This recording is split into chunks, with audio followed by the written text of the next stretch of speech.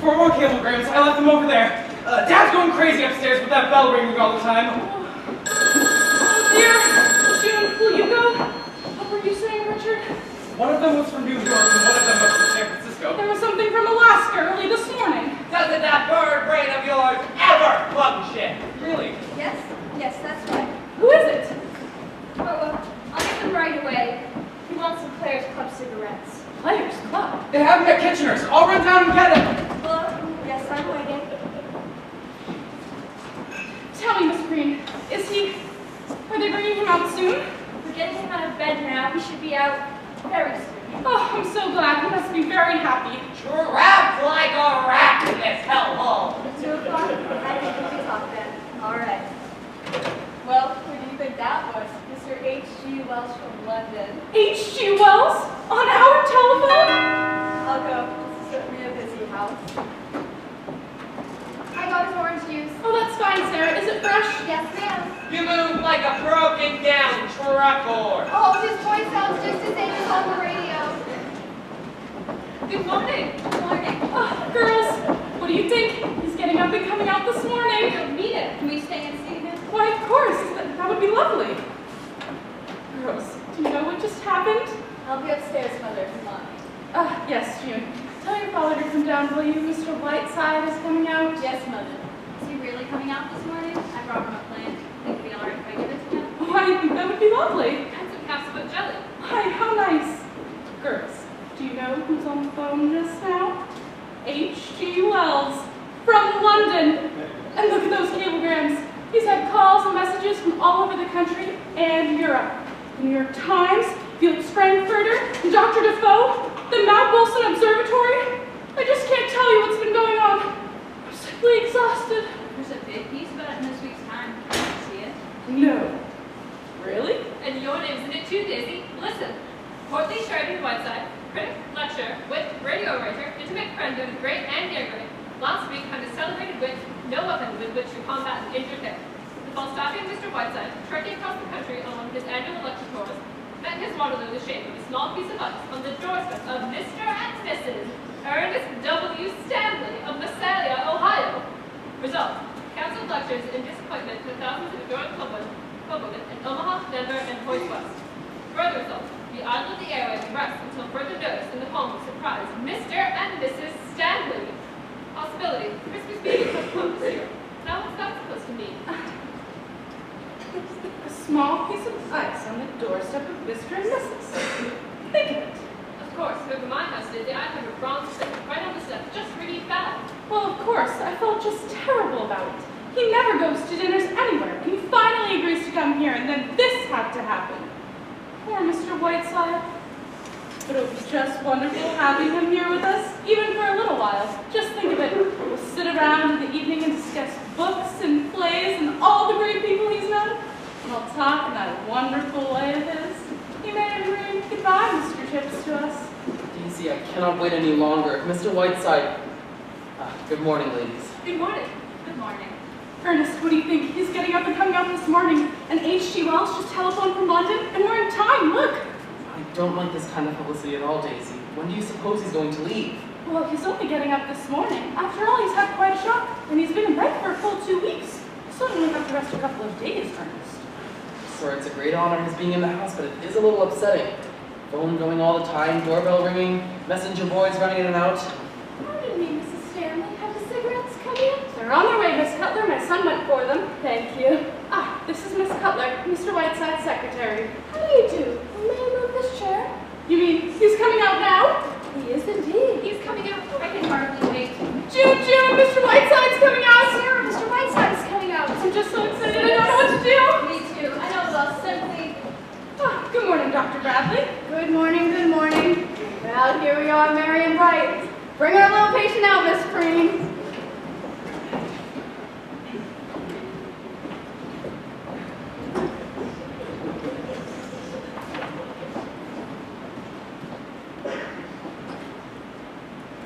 I may vomit. Good morning, Mr. Whiteside. I'm Mrs. Ernest Stanley, remember? And this is Mr. Stanley. How do you do? I do hope that you're better, Mr. Whiteside. Thank you. I am suing you for $150,000. How's that? What? I said I am suing you for $150,000. You mean because you fell on our steps, Mr. Whiteside? Samuel J. Leibowitz will explain it to you in court. Who are those two harpies standing over there like the kiss of death? Made from your own foot, I have no doubt. And now, Miss Stanley, I have a few small matters to take up with you. Since this corner druggist at my elbow tells me I shall be confined to this moldy mortuary for at least another 10 days, due entirely to your stupidity and negligence, I shall have to carry on my activities as best as I can.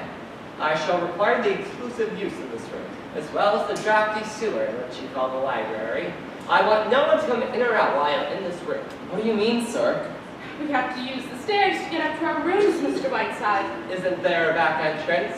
Why, yes. Then use that. I shall also require space for my secretary, Miss Cutler.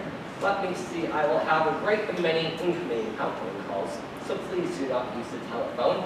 I sleep until noon and must have quiet until that hour. There will be 5 for lunch today. Where's the cook? Mr. Whiteside, if I may interrupt for a You moment. may not, sir. Will you take your clammy hands off of my chair?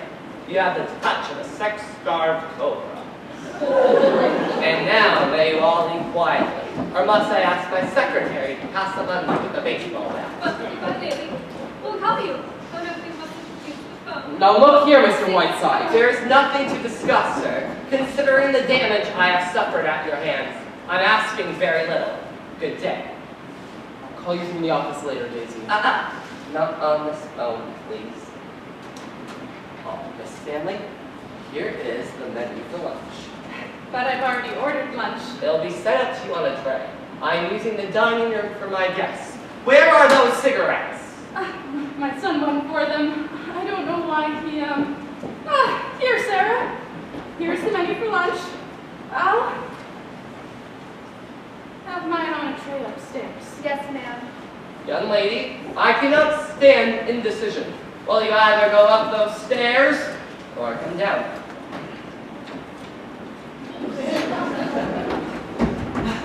Oh, good morning, Mr. Whiteside. Here are the cigarettes you ordered. I'm so sorry I took so long. I had to go to 3 different stores. You were gone long enough to have a baby. Is there a man in this world who suffers as much as I do from the gross inadequacies of the human race? What do you think you're doing? Go and read the life of Florence Nightingale and learn how unfitted you are for your chosen profession. Well, I think I can leave you in the safety of Miss Cutler's capable hands. Shall I check in again this afternoon? If you do, I shall spit right in your eye. Oh, what a sense of humor you writers have.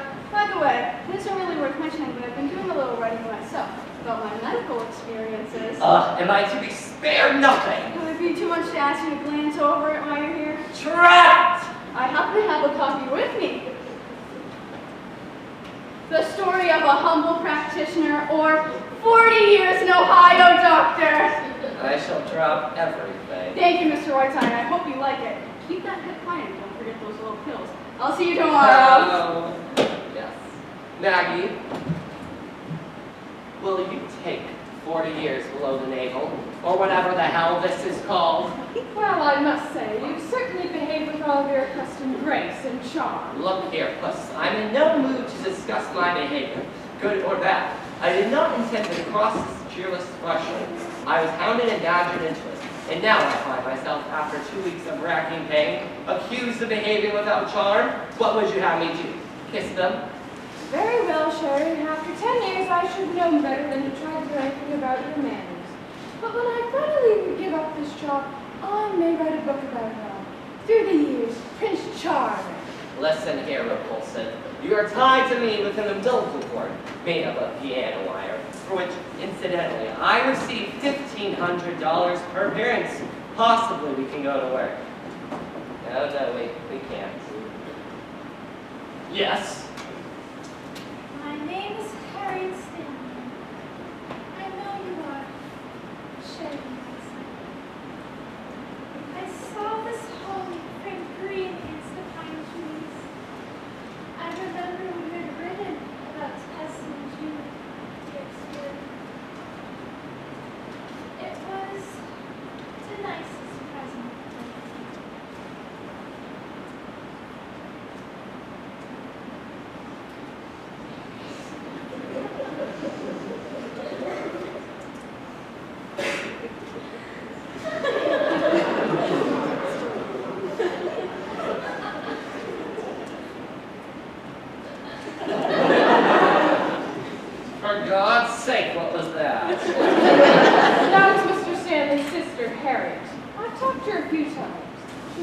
strange. Strange.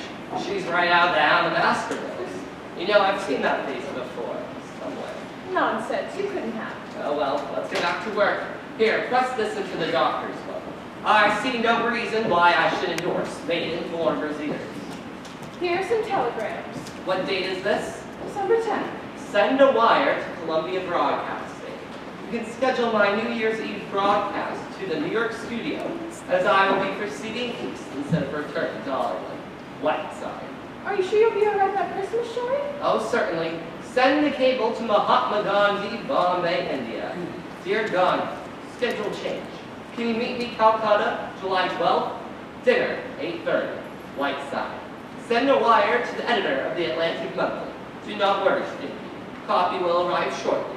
Whiteside. Arturo Tuscanini. Where is he? I'll find him. Counting on you. January 4th. Metropolitan Opera House for my semi-annual benefit, Home for Paroled Convicts. As you know, this is a very worthy case and close to my heart. Whiteside. If that's for Miss Stanley, tell them she is too drunk to talk. Hello? What? Hollywood? If it's Goldwyn, hang up.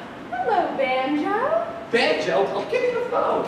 Banjo, the old so-and-so. How are you, darling? Oh, come on, give me that phone. Shut up, Sherry. Are you coming east, Banjo? I miss you. Oh, he's going to live. Stop dribbling and give me the phone. In fact, he's screaming at me now. Here he is. How are your old funds behind? And what are you giving me for Christmas? What news, Banjo, my boy? How's the picture coming? How are Wacko and Slacko? No, I'm all right. I've got the best horse doctor here in town. What about you? Having any fun? Playing any cribbage? Well, don't take all of his money. Leave a little bit for me. Your what? Having your portrait painted by who? Milk Gross? No, I'll be all right. From here I go to New York.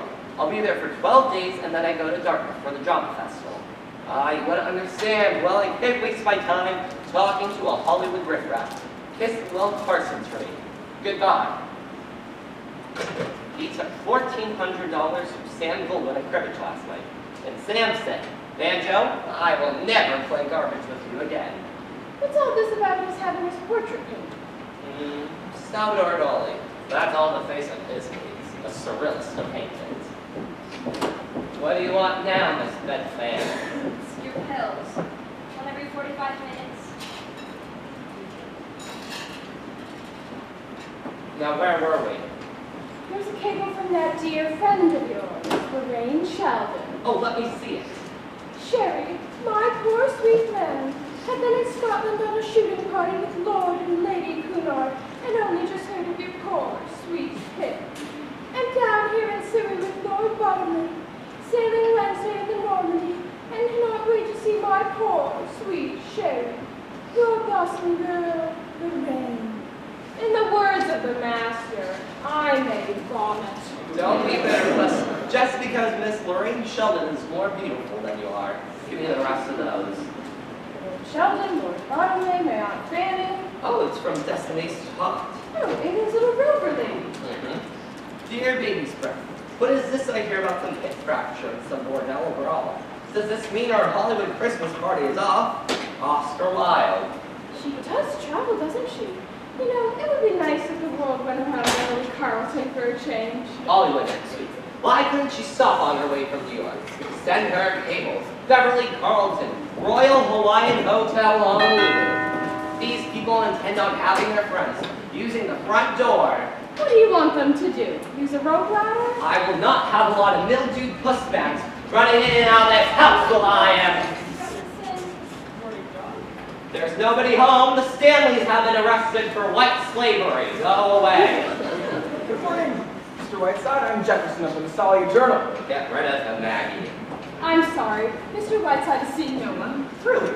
So will you please excuse us? Good day. It seems to me he's sitting up and taking notice. I'm afraid he's not taking notice of the Massalia Journal. Do you mind? You know, Dalton, I'd like to be by Mr. Whiteside himself. I never did like carbon copies.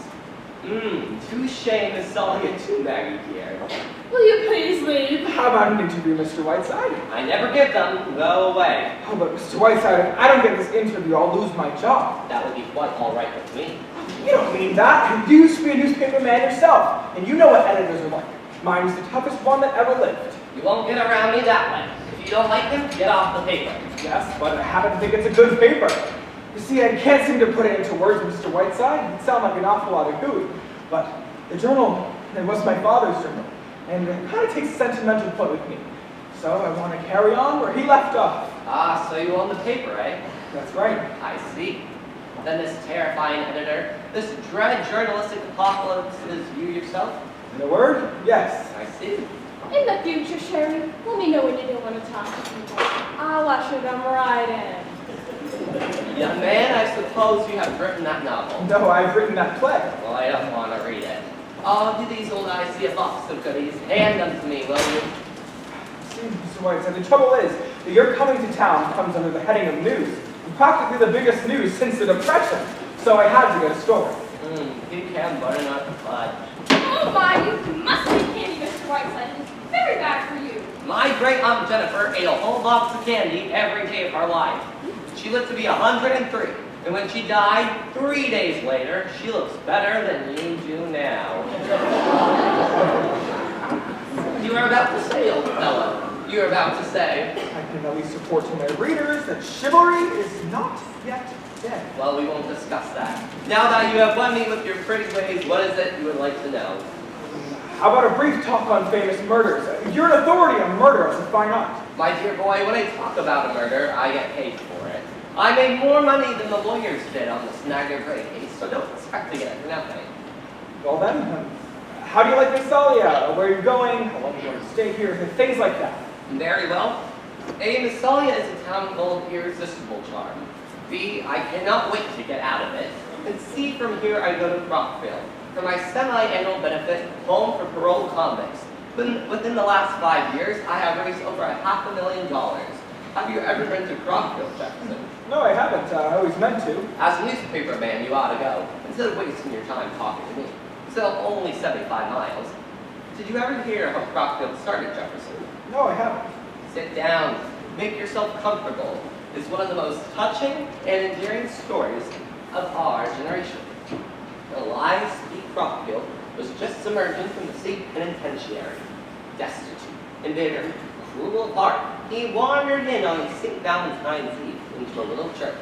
In the faltering twilight, he made his way toward the poor box. With callous fingers, he ripped open the poignant testimony of several people's fates. And then, a child's wavering treble broke the stillness of the twilight. "Please, Mr. Man," said the little girl's voice, "won't you be my Valentine?" And then Elias P. Crockville turned. There stood before him a bewitching little creature of 5, with yellow curls cast gaily over her shoulders. And a sealed door was opened in the heart of Elias P. Crockville, and in his mind was born an idea. 25 years later, 30,000 ruddy-cheeked convicts have been gambling over the broad lawns of the Crockville home, frolicking in the cool depths of their swimming pool, and broadcasting their own symphony orchestra over their own radio station. And in the men's washroom, every Christmas Eve, the ghost of Elias P. Crockville appears in one of the booths. Please sign this, please. This aging debutante, I retained solely in my employ, because she is the sole support of her two-headed big brother. I understand. Well, thank you, Mr. Whiteside. You've been very kind.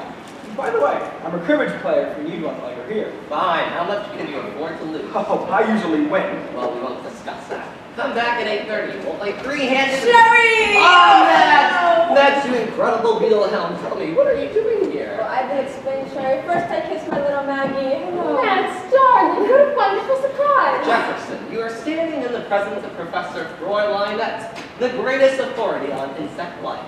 How do you do? How do you do? Well, Sherry? Then stop looking at me adoringly and tell me why you are here. You are sick, Sherry, so I've come to cheer you. Jefferson, she lived for 2 years in a cave with nothing but plant lice. She rates 3 pages in the Encyclopedia Britannica. Don't be my little hookworm. Please, Sherry, you embarrass me. Look, I brought you a present to while away the hour. Please? I said to myself, sweetings, boys and girls, I want to give a present to my sick friend, Sheridan Whiteside. So do you know what we did for you? We made for you a community of Parapanata Americana, commonly known as the American cockroach. Behold, Roach City! Inside here are 10,000 cockroaches. 10,000? Oh, Sarah, what do you think? And in Van Beach Cherry, if all goes well, there will be 50,000! If all goes well, what can go wrong? They're in there, aren't they? Quiet, please. You can watch them, Cherry, but they live out their whole lives. Here is their maternity hospital. They can do everything that human beings can do. Wow. Please, Maggie, these are my cockroaches. Sorry. Go ahead next. With these headphones, Cherry, you listen to the making calls. There are microphones down inside. How long has this been going on? Parapanata Americana, there are cockroaches in this house! I beg your pardon? Oh, Mr. Whiteside, I don't know who this woman is, but I will not just stand here and... Then go upstairs! These are probably my luncheon guests. Mets you're staying for the afternoon, of course. Yes, certainly. Jefferson, stay for lunch. Glad to. Maggie, tell them there'll be 2 more. Come right in, Baker. Jefferson, here are the fruits of that humble Valentine. These men now serving their final months of their prison terms have chosen to enter the ivy-covered walls of Crossfield. They come here today to learn about its traditions from me. Gentlemen, how I envy you in your great adventures.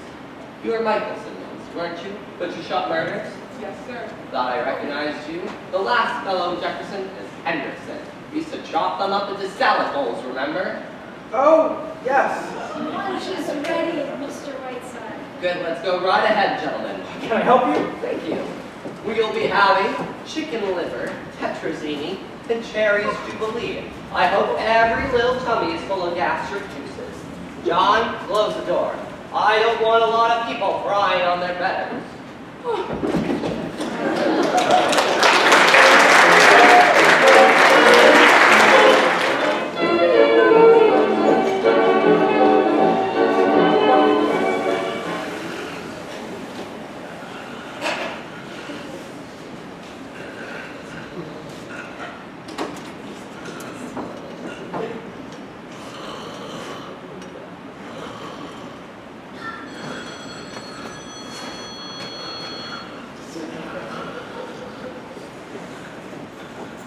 What? Oh, I was dreaming of Lillian Russell, and I await to find you. It's your medicine, Mr. Whiteside. What time is that? About 6:30. Where's Miss Cutler? He went out. Out? Mr. Jefferson. All right, but you were Whiteside, Mr. Whiteside. Yes, go right ahead. And Sarah has something for you, Mr. Whiteside, and it's special. She has? Where is she, my souffle queen? Here I am, Mr. Whiteside. She walks in beauty like the night, and in those deft hands is the work of Michelangelo. Let me taste the new goodie. Poetry, sheer poetry. I put a touch of alchemy in the dough. Do you like it? Ambrosia. And I got you the Maryland tarpon for dinner. You know, I've known but 3 great cooks in my life. The Godiva of Egypt, my great aunt Jennifer, and the 3rd Sarah is you. Oh, Mr. Whiteside. Now tell me, how would you like to come to New York and work for me, you and Johnny? Why, Mr. Whiteside. Sarah. Why, it just takes my breath away. It would be wonderful, Mr. Whiteside. What would you say to Mr. and Mrs. Stanley? Just goodbye. But wouldn't they be mad? You've been awfully kind to us. Well, if they ever come to New York, they can have dinner with us, if I'm not in town. Now run along and think this over. This is just between the 3 of us. And remember to put plenty of sherry in that terrapin. Miss Preen! Miss Preen! Yes, sir. Yes, sir. What time did Miss Cutler go out?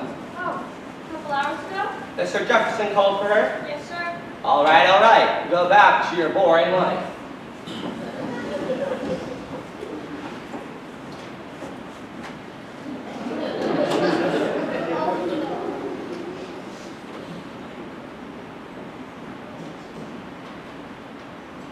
Dear Mr. Whiteside, may I show you a feeling when I was home so fast? No, Miss Hatfield.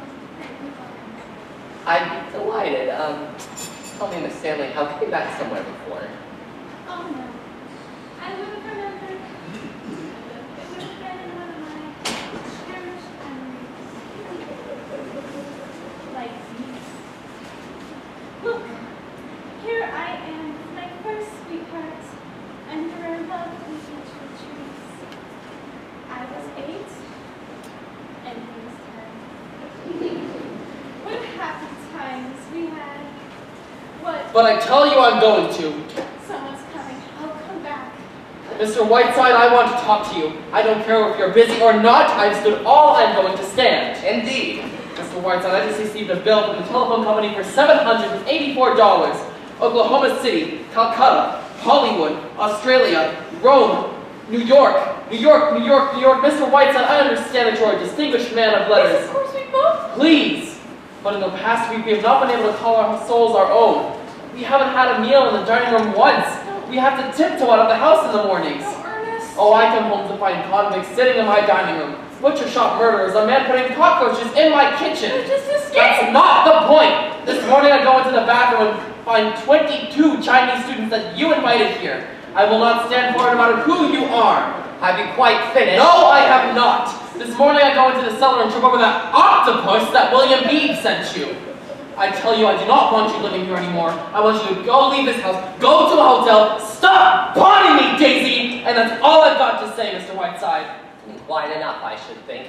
May I remind you, Mr. Stanley, that I'm not a willing guest in this household. I'm informed by my doctor that I must remain here for another 10 days, at which I shall get up here as fast as I can, that the wind will knock you over, I hope. If, however, you insist on me leaving before then, causing me to suffer a relapse, you know I shall sue you for every additional day that I am held inactive, which will amount, I assure you, to a tidy sum. This is outrageous. Outrageous! As for the details of your petty complaints, those 22 Chinese students came straight from the White House, where I assure you they used the bathroom too. Mr. Whiteside, my husband didn't. Yes, I did. I meant every word of it. There's only one point in which you make that I see some slight justice in. I do not expect you to pay for my telephone calls. I shall see it till restitution is made. Can you provide me with the exact amount? I certainly can, and I certainly will. Good. I shall instruct my lawyers to deduct it from the $150,000 that I am suing you for. Oh! Ernest, And I'll remind you to not to trip over that octopus that once belonged to Chauncey Depew.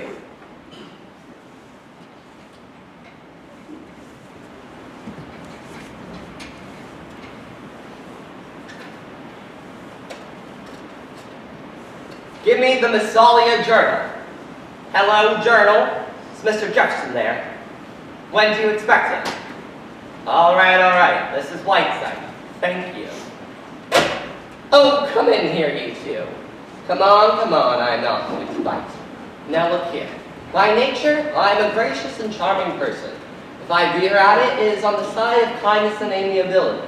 I have been observing you two for the past week, and you seem to be extremely likable young people. I'm afraid that when we first met, I was definitely unpleasant towards you, and I wish in the future you would not treat me like something out of Edgar Allan Poe.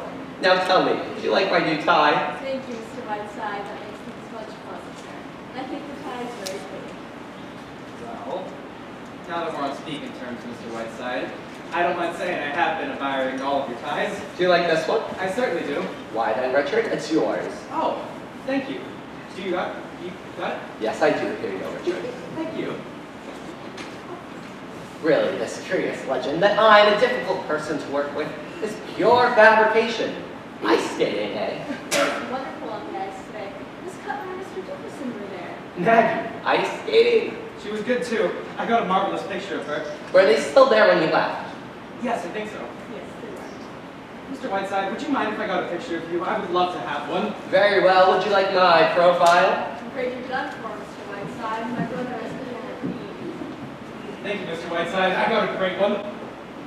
Hello, Miss Hello, Miss Cutler. Cutler. Hello there. Good evening, Sherry. Really, Sherry, you've got this room looking like an old parrot cage. Did you nap while I was out? What's the matter, dear? Cat run away with you, Tom? Don't look at me with those great cow eyes. Where have you been all afternoon? alley-catting around with Bert Jefferson? Sherry, Bert read his play to me this afternoon. It's superb. It isn't just that play written by a newspaper man. It's superb. I want you to read it tonight. It just cries out for Cornell. Will you send it to her, Sherry? And will you read it tonight? No. I will not read it tonight or any other night. And while we're on the subject of Mr. Jefferson, you may want to ask him if he'd be willing to pay for your salary, since he's been taking up all of your time. Oh, come now, Sherry. It isn't as bad as that. I have not been able to reach you. Oh, stop behaving like a spoiled child, Sherry. Don't take that patronizing tone with me, Flea-bitten Cleopatra. I am sick and tired of you sticking out like some lovesick high school girl every time my back is turned. Well, Sherry, I'm afraid you hit the nail on the head. Stop acting like Zoot Pitts and explain yourself. I'll make it quick, Sherry. I'm in love. Nonsense, this is merely delayed puberty. No, Sherry, I'm afraid this is it. You're going to lose a very excellent secretary. You are out of your mind. Yes, I think I am a little. But I'm a girl who's waited a long time for this to happen, and now it has. Mr. Jefferson doesn't know it yet, but I'm going to try my darndest to marry him. Now look here, Maggie. We have been together for a long time. You are indispensable to me. But I think I am unselfish enough not to let that stand in the way where your happiness is concerned. Because whether you like it or not, I have deep affection towards you. I know that, Sherry. That being the case, I will not stand by and allow you to make a fool of yourself. I'm not, Sherry. You are, my dear. I cannot believe that for a girl who, for the past 10 years, has had the great of the world served up on a platter before her, and that this is anything but some type of temporary insanity in which you are swept off your feet in 7 days by a second-rate small-town newspaper man. Sherry, I can't explain what's happened. I can only tell you that it's so. It's hard for me to believe, too, Sherry. Here I am, a hard-bitten old cynic, behaving like True Story magazine and liking it. Discovering the moon and ice skating. I keep laughing at myself all the time. But there it is. What can I do about it, Sherry? I'm in love. We're leaving here tomorrow, hip or no hip. I don't care if I fracture the other one. Get me a train schedule and start packing. I'm pulling you out of this, Miss Stardust. This is completely unbelievable.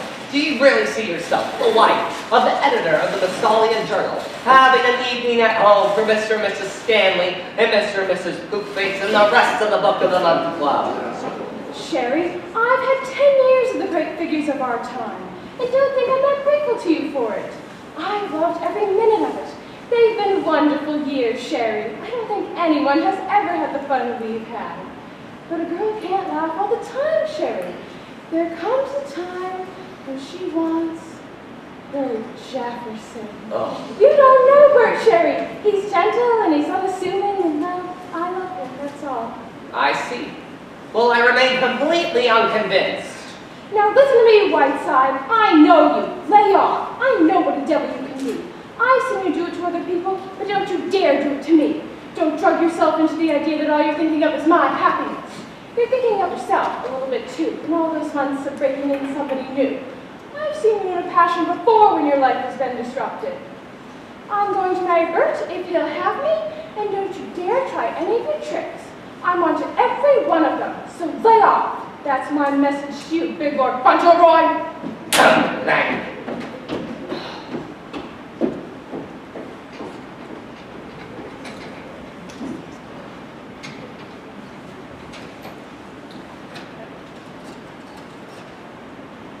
Hello, I wish to place a transatlantic call. Hello, transatlantic operator. This is Massalia 142. I wish to speak to Miss Lorraine Sheldon, SHELDON. She's on the Normandy, sailed from Southampton day before yesterday. Won't take long? Well, all right. My name is Whiteside. Thank you. Good evening, John. Good evening, Doctor. Well, good evening, Mr. Whiteside. Come back tomorrow, Doctor. I'm busy. Now, what could be the best news I could possibly give you? You have hydrophobia. No, Mr. Whiteside. You are a well man. You can get up and walk now. You can leave this place tomorrow. What do you mean? Well, I took a look at those x-rays again this afternoon. And do you know what? I've been looking at old Mrs. Moffat's x-rays the whole time. You are perfectly and absolutely well. Lower your voice, will you? What's the matter? Aren't you pleased? Delighted, naturally. But this comes at a very curious moment. And you see, Doctor, I have been reading your novel, 40 years, what is it? An Ohio doctor. Yes. I consider it to be close to one of the greatest literary works of our time. Mr. Whiteside. So strongly do I feel about that, Doctor, that I have a small proposition for you. Just here and there, the book is a little uneven. Needs a little bit of fixing. So I say I shall stay here, Miss Solly, and work with you on it. Mr. Whiteside, I'd be so terribly honored. There's just one point. You see, if my lecture bureau and radio sponsors were to find out that I am well, they would insist on me fulfilling my contracts, causing me to leave Massalia for good. Therefore, we must not tell anybody, nobody at all, that I am well. No, I won't. Not at all. Not even Miss Cutler, do you understand? No, not even my wife. That's fine. But Mr. Whiteside, when do we get started on the book? I just got my patient who's dying, but then I'm perfectly free. Tomorrow.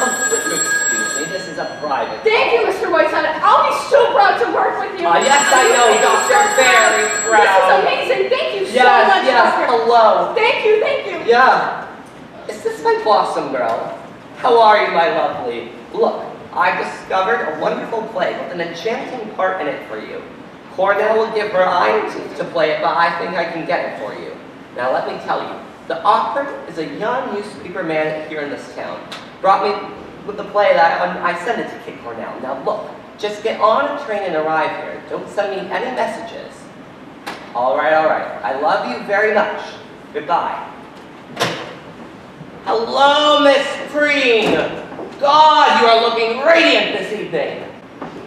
Jerry, I'm sorry for what I said before. I'm afraid I was a little unjust. That's all right, Maggie. We all lose our tempers every now and again.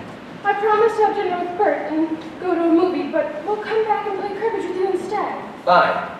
See you soon, Sherry dear. Goodbye. Goodbye.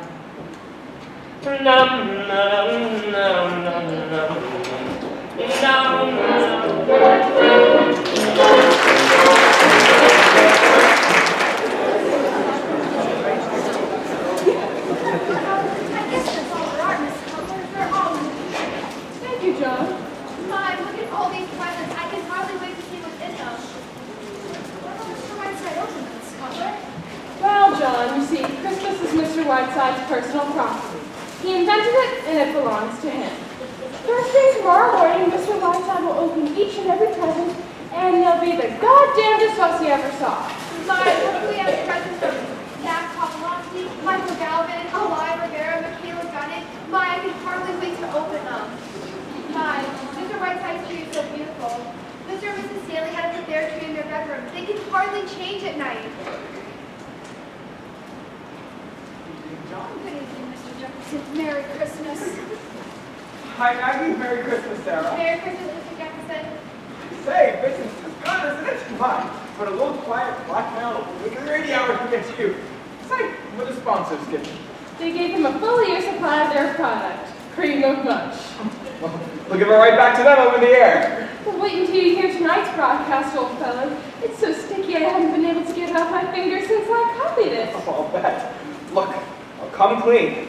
Under the influence of God knows what, I just bought you a Christmas present. Why, Mr. Jefferson, sir. Only I want you to see it before I throw away my hard-earned money. So come downtown and take a look at it with me. Bert, this is very sweet of you. I'm quite touched. What is it? I can't wait. A 2-year subscription to Pick, Click, Look, and Listen. Say, do you think I'm going to tell you? Come downtown and look at it. All right.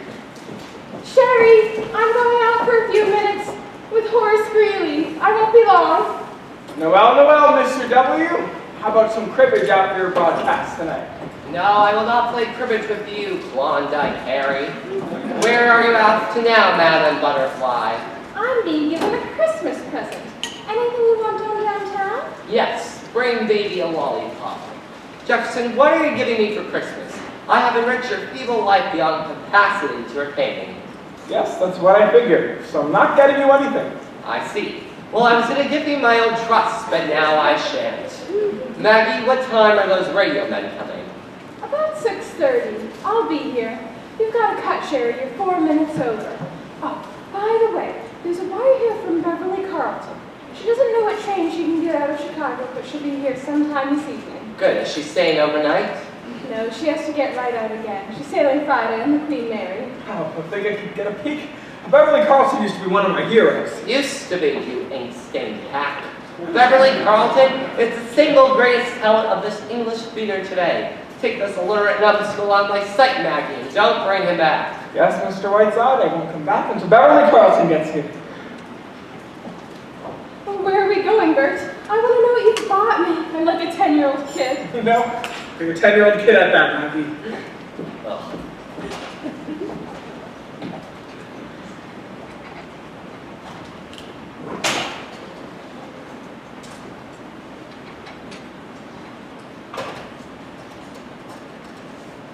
Hello? Give me the Mansion House. No, I don't know the number. Hello? Mansion House. Tell me, has Miss Lorraine Sheldon arrived yet? Yes, that's right, Miss Lorraine Sheldon. She hasn't? Huh.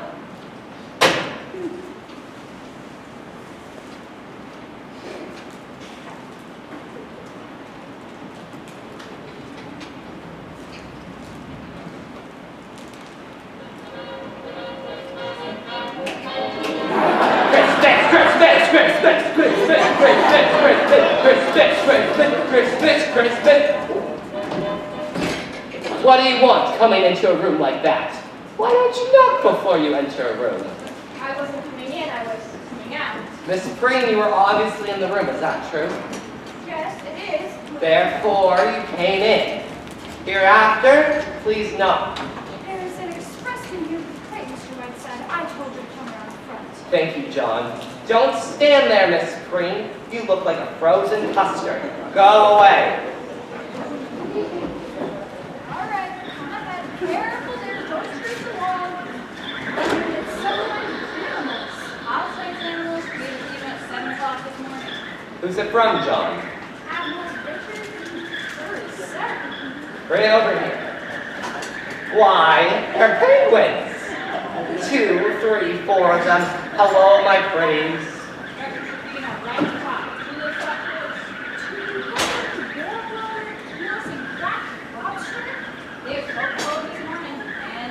Hello, my pretties. You know they make the most entrancing companions, John. I want you to place these into the study. Take them right in. Yes, sir. Better tell Sarah to order a couple dozen lobsters. Yes, sir. I don't suppose there's any whale blubber in this town. Good evening. Oh, yes, there is. Merry Christmas. Merry Christmas. Do you happen to know if eels are in the season, Doctor? How's that? Never mind, I was a fool to have asked you. I opened those 2 slats a little, Mr. Whiteside. They seem so crowded in there. Thank you, John. Mr. Whiteside? I'm very sorry, Doctor. You came at a bad time. I have to practice my yogi exercises. But Mr. Whiteside? I thought that perhaps if I came very early, we could talk about my book. It's been a week now. I thought that we could talk about my book finally. Mr. Whiteside. Mr. Whiteside. Hi, Miss Preen. Dr. Bradley.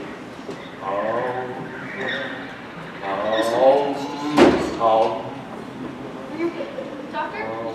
Perhaps I'm not well, but when I opened the door just now, I saw a penguin with a thermometer just now. Why, have the penguins gotten out of their crates? Penguins. Did you say penguins? Yes. Doctor, will you go and capture them, please? There are 4 of them. Capture the penguins! Yes! Yes. Miss Preen, will you entertain them until I come in? Yes, sir. The Christmas tree in the bathroom just fell on Mr. Stanley. He's going to be bumped on his forehead. Why, isn't that too bad? Go ahead, Doctor. Go on, Miss Preen. Hello, Mr. Whiteside. Hello, Richie, my boy. Mr. Whiteside, will you have some time later? I don't know, Doctor. I'm busy. Well, suppose I wait a little while. I'll wait a little while. I'll wait right in here. I'll wait just a little while. I'm in here. I know. I'm waiting a little while. Dr. Bradley is the greatest living argument for mercy killings. Now tell me, Richard, would you like a candid shot of my left nostril this evening? Oh, I think I have plenty of those. Do you think you could look at some new ones that I've taken? Yeah, certainly. Bring them over here. All right. There. Oh. Why, these are splendid, Richard. There's real artistry in them. They're as good as anything by Margaret Burke White. This is the essence of photographic journalism. Say, I didn't think they were that good. I just like taking pictures, that's all. Why, these are really good. This is what you ought to do. You gotta get on a boat and go wherever it takes you and take pictures. Go to Galvin City, Mexico, Singapore. Take wonderful pictures, terrible pictures, everything. Say, wouldn't I like to, though? If I could do that, I'd be the happiest guy in the world. Well, why can't you? If I were your age, I'd do it like a shot. Well, you know why. Because of my dad. Richard, do you really want to do this more than anything else in the world? I certainly do. Then do it. Hello, Rich. Good afternoon, Mr. Whiteside. Hello, my lamb. So I'm afraid it's up to you, Richard. Well, thanks, Mr. Whiteside. You've been swell and I'm never gonna forget it. Righto, Richard. June, are you gonna come upstairs? In a few minutes, Richard. Well, knock on my door, will you? I want to talk to you. Yes, I will. Mr. Whiteside? June, my lamb, you were too young to know about the Elwell murder case, weren't you? Completely fascinating. You know, I have about 5 favorite murder cases, and the Elwell is one of them. Would you like to hear about it? Well, Mr. Whiteside, I wanted to talk to you for a few minutes, if you don't mind. It's really important. My dear, I think this is about your young Romeo at the factory. Yes. I just can't seem to make father understand. It's like talking to a blank wall. You won't need him, you won't even talk about it. What am I going to do, Mr. Whiteside? Sandy and I love each other. I can go for return. My dear, I would like to meet this young man. I'd like to see him for myself. Would you meet him? He's outside now. He's in the kitchen. Oh, good, bring him in.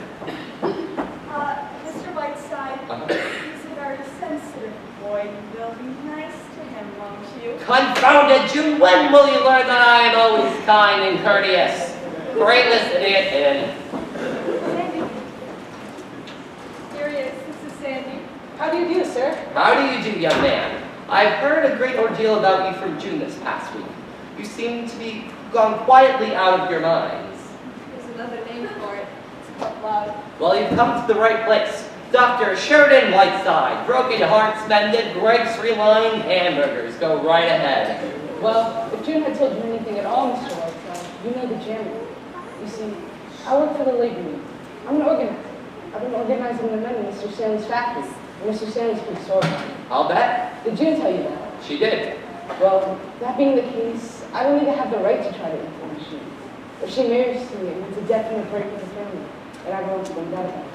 The trouble is, Mr. Stanley's so stubborn about it, so arbitrary. You know this is not something I've done just to spite you. We fell in love with each other. But Mr. Stanley behaved as though it's all a big plot. John L. Lewis sent her just to marry his daughter. We tried to fire Sandy twice out of the factory, but we couldn't on account of the wag marks, thank God. Yeah, he thinks I wrote that too. If you just let me talk to him, let Sandy talk to him. We've gone all over that dream. Well, anyway, I've got word that we did in Chicago. And from there, we have to go to Frisco, so you see the journey. Sandy's leaving tonight, Mr. Whiteside. I'll probably be gone a year. We've simply got to decide now. My dear, this is absurdly simple. It's no problem at all. Oh, would you excuse me for a moment? This is a private call. Hello? Yes, this is Mr. Whiteside. Who's calling? Oh, put him on. It's Walt Disney in Hollywood. Hello, Walt. How's my little dash of genius doing? Yes, I hoped you would. How did you know I was here? Mr. Disney calls me every Christmas. Yes, I know 10 seconds more. It just sounds a little static, Walt. June. Thanks, old man, and a very Merry Christmas to you. Tell me, what's the news in Hollywood? Who's in Lena Turner sweaters these days? I see. Well, hey, don't worry about Fantasia. It wasn't your fault. Beethoven just hasn't written a hit in years. Well, goodbye. Do you know who's that you just listened to? The voice of Donald Duck. Mr. Disney calls me every Christmas. No matter where I am, I can hear him. Now, where were we? Oh, yes, Jimmy. I like your young man very much. I have an unerring instinct about people. I've never been wrong. That's why I have wanted to meet him. My own opinion is you two will be very happy. Whatever his beliefs are, he's entitled to them, and you shouldn't let anything stand in that way, stripped of its externals. What does it come down to, really? Your parents?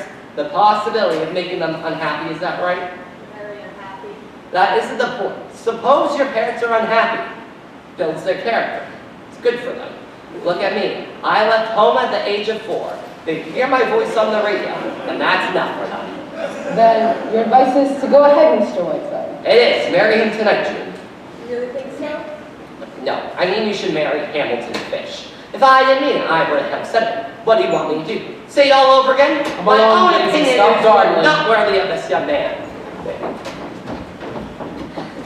Oh, forgive us for trespassing, Mr. Whiteside. Not at all, not at all. It's Christmas after all. Merry Christmas! Merry Christmas! Yes, Merry Christmas. June, would you like to come along with us? Bring me some presents over to the Dexters. No, thank you, Mother. I have to go write some letters. Now, Mr. Stanley, what happened to your forehead? Did you have an accident?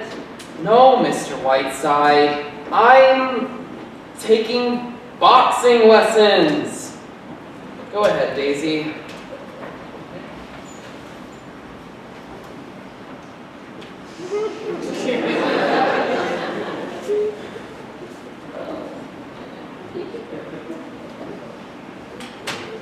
Dear Mr. Whiteside, I've been trying all day to see you, to give you this.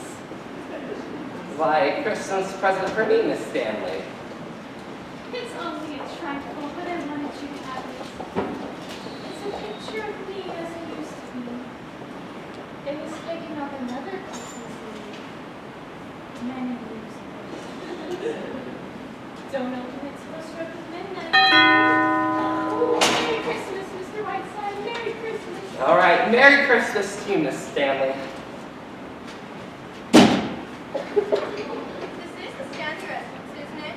Yes, it is. I've come to see Mr. Whiteside. Will you tell him Miss Sheldon was here? Lorraine, my blossom girl. Sherry, my sweet. Oh, darling, look at that poor, sweet, tortured face. Oh, darling, how drawn you are. Sherry, my sweet, I want to cry. All right. You made a very nice entrance, dear. Now relax. But Sherry, I've been so worried about seeing you in that chair. This chair fits my fanny as nothing else ever has. I feel better than I have in years. My only concern is the news of the outside world. So take off that skunk and tell me everything. How are you, my dear? Oh, darling, I'm so relieved. You look perfectly wonderful. I never saw you look better. Oh, do I look a wreck? I just dashed through New York, didn't do a thing about Christmas, Patty Carnegie, and got my hair done about right on the train. I just want to tell you, darling, I don't know where to start. Well, start with the dirt first, dear. That's what I want to hear. Let me see. Anthony Eden's going to be on your New Year's broadcast, Sherry, and Beatrice Lilly gave me a message for you. She says to send off 25 pounds immediately and send them to her by parcel post. She needs them. I'll pack them nice. Now tell me, what about you? What about your love life? Sherry, you're dreadful. Now, what about that splendid bit of English button, Lord Bottomley? Tell me, haven't you hooked him yet? Sherry, please. Cedric is a very dear friend of mine. Now, Blossom Girl, this is Sherry. Don't tell me you wouldn't want to be Lady Bottomley with 100,000 pounds a year in 12 castles. By the way, has he fixed his teeth yet? Sherry, please. Cedric may not be brilliant, but he's rather sweet, and he's very fond of me, poor lamb, and he does represent a kind of English way of living that I like. Surrey and London for the season, shooting box in Scotland, and that lovely old castle in Wales. You were there, Sherry, you know what I mean. I do indeed. Well, really, Sherry, why not? If I can marry Cedric, I don't see why I shouldn't. Shall I tell you something, Sherry? I think, from something he said before we sailed, that he's finally coming around to it. And it wasn't definite, mind you, but don't be surprised if I am Lady Bottomley before very long. Lady Bottomley, well, Kansas City be surprised. However, I shall be a flower girl and give the groom an iron toothpick as a wedding present. Now, come on, dear, let's talk more about your skullduggery. Well? No, doctor, I am busy. Who's that? He's just fixing the plumbing. Now, come on, dear, let's talk more about you. But Sherry, what about this play? After all, I came all this way on Christmas. I've been so excited ever since your phone call. Where is it? When can I read it? Well, here's the situation. This young author, his name is Bert Jefferson, brought me the play with the intention that I send it to Kate Cornell. And God knows how I feel disloyal to Kit. Sherry. Anyhow, there you are. Now I've done this much. The rest is up to you. He's young. He's attractive. Now just how you go about persuading him. I'm sure you know more about that than I do. Oh, Sherry, how can I ever thank you? Does he know I'm coming? Mr. Jefferson, I mean. No, you're just out here visiting me. You'll meet him, and that's that. Get him to take you out to dinner, work your way around to the play. For God, do I have to tell you how to do these things? How'd you get those other parts anyhow? Sherry! Well, I'll go back to the hotel and get into something more attractive. I just dumped my bags and rushed right over here. Darling, you're wonderful. All right. Now get into your working clothes. Come back here at 8:30, and you'll have Christmas with Sherry, and I'll have Mr. Jefferson on tap. By the way, guess who's paying me a flying visit? None other than your old friend and co-star, Beverly Carlton. Beverly! Really? I thought she was being glamorous again on a tramp steamer. Oh, mustn't be bitter just because she got better notices than you did. Sherry, please, I never read notices. I just simply wouldn't care to act with her again, that's all. She's not staying here, is she? I hope not. Temper, no, she is not. Where'd you get that new diamond from anyway? A new bit of loot, isn't it? Haven't you seen this before? Cedric gave it to me for his mother's birthday. She was simply furious. Look, darling, I've got a taxi outside. I'm going to get back here in time. Sherry, what do you think? I've just been given the most beautiful... Oh, hello, Maggie. I knew you must be around somewhere. How are you, my dear? Santa's been at work. My pet blossom girl decided to drop out of the blue and surprise us. Hello, Lorraine. Oh, who's that? Oh, hello, Bert. This is Mr. Bert Jefferson, Lorraine. Young newspaper man, Miss Lorraine Sheldon. How do you do, Miss Sheldon? How do you do? I can't catch the name. Jefferson? That's right, Pat. Why, Mr. Jefferson, you don't look like a newspaper man. You don't look like a newspaper man at all. Really? I thought it was written all over me in neon lights. Oh no, I should have said you were, I don't know, an aviator or an explorer of some kind. They have the same kind of dash about them. I'm simply enchanted with your town, Mr. Jefferson. It gives one such a warm and gracious feeling. Tell me, have you lived here your whole life? Practically. Very well, Lorraine. If you wish to hear the story about Mr. Jefferson, kindly do so on your own time. Maggie and I have to get back to work. So stop oozing and get out. He's the world's most rudest man. Say, can I drop you off? I'm going back to the mansion house, I think it's called. Oh, I've got my own car. Suppose I drop you? Oh, would you? That'd be lovely. We'll send the taxi right off. See you in a while, Sherry. Bye, Maggie. Bye, Maggie. I'm invited back for dinner, am I not? Of course. At Christmas, I always feed the needy. So stop oozing and get out of here. Come on, Mr. Jefferson. I want to know more about this charming little town, and a great deal about you, too.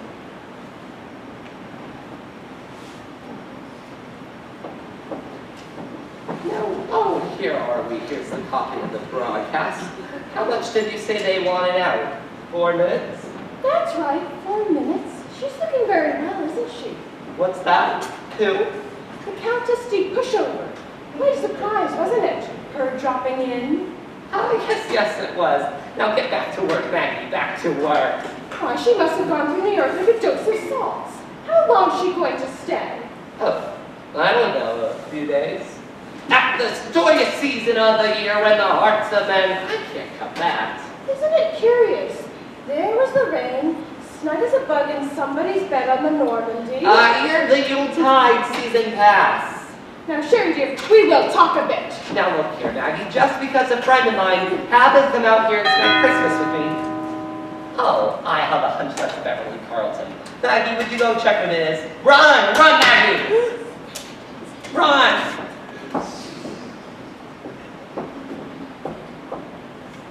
Magpie! A large, moist, incestuous kiss from my magpie. Come in here, you Piccadilly pinpusher, and gaze upon a soul in agony. Sherry, dear, don't tell me how you are. I want none of the tiresome details. I have very little time for the conversation will be entirely about me, and I shall love it. Magpie, you are the moonflower of my middle age, and I love you very much. Say something tender to me. Beverly, darling. That's my girl.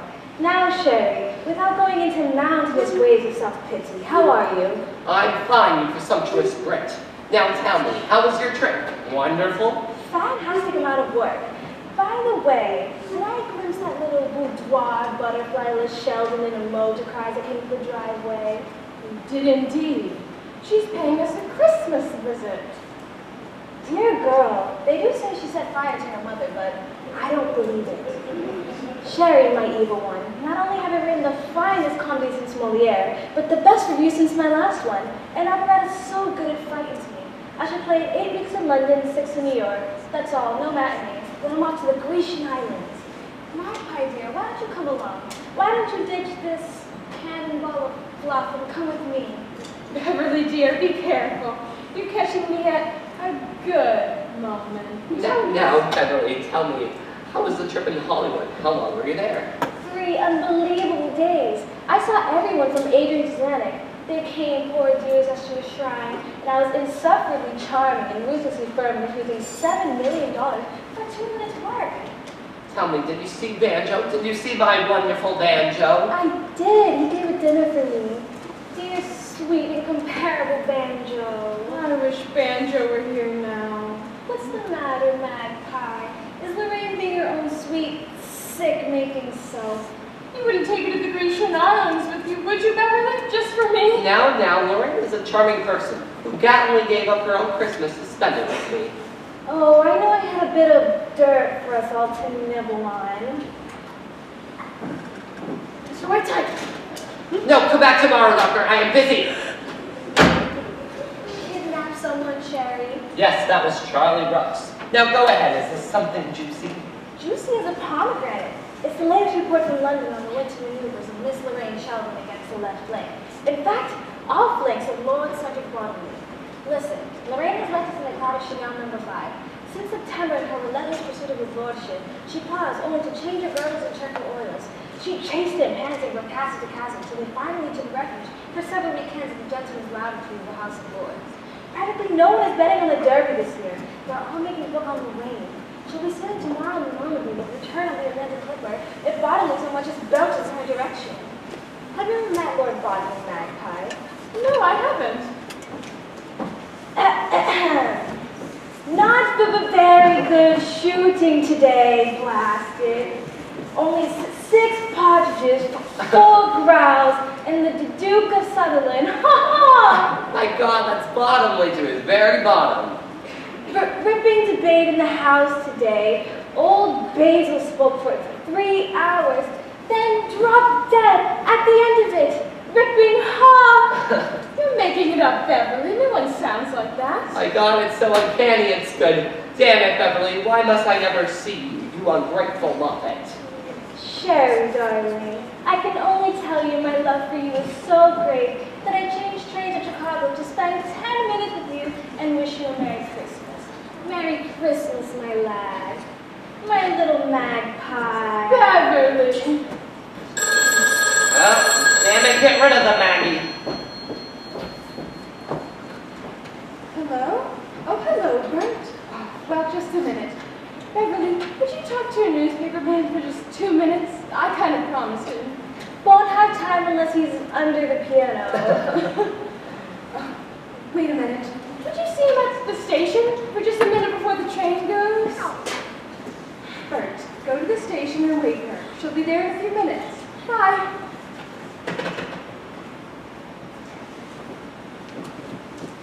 Oh, come right in, Westcott. Come on in. Ah, the airwaves, eh? I shan't have to hear you, thank God. I shall be on a train. Miss Westcott, will you go in that room? John, will you show them where to plug in? Right this way. Come on, Whiteside, say goodbye. Now wait just a moment. Au revoir, Sherry. Merry Christmas. Maggie, I wish to speak to Beverly. What are you doing? You can kiss Beverly in London on July 12th. I will be rushed like a baby that needs to get his diapers changed. Magpie, dear, come get a kiss. Beverly, I want 1 minute. I must have it.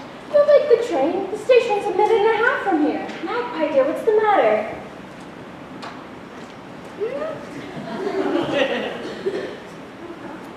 No! Go away, Doctor! I was just waiting in the kitchen, like I was just in here, like excuse me.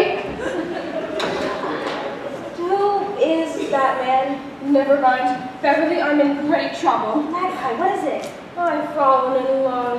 No! Yes, Beverly, for the first time in my life. I can't tell you about it. There isn't time. But Sherry's trying to break it up. In his own fiendish way, he's doing everything he can to break it up. Why, that old flounder. What is he doing?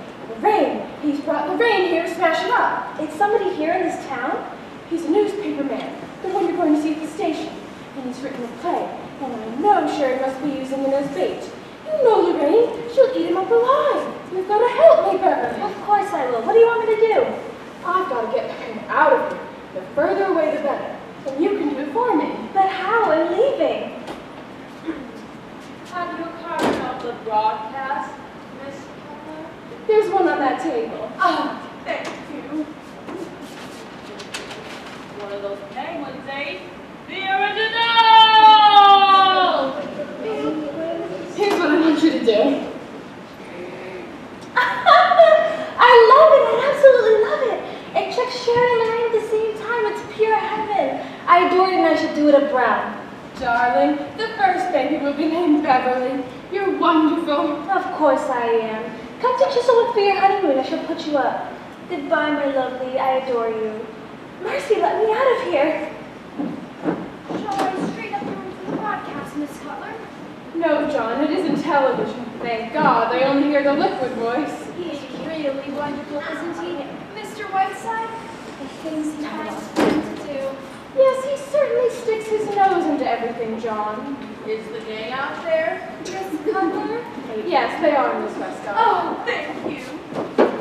Why, that's true. Are you going away? Why, no, John.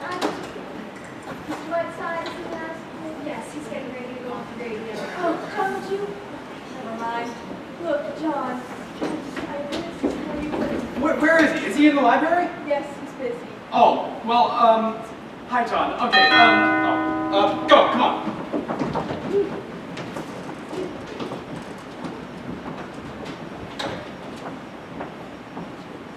Thank you, John. Hello, dear. Sherry.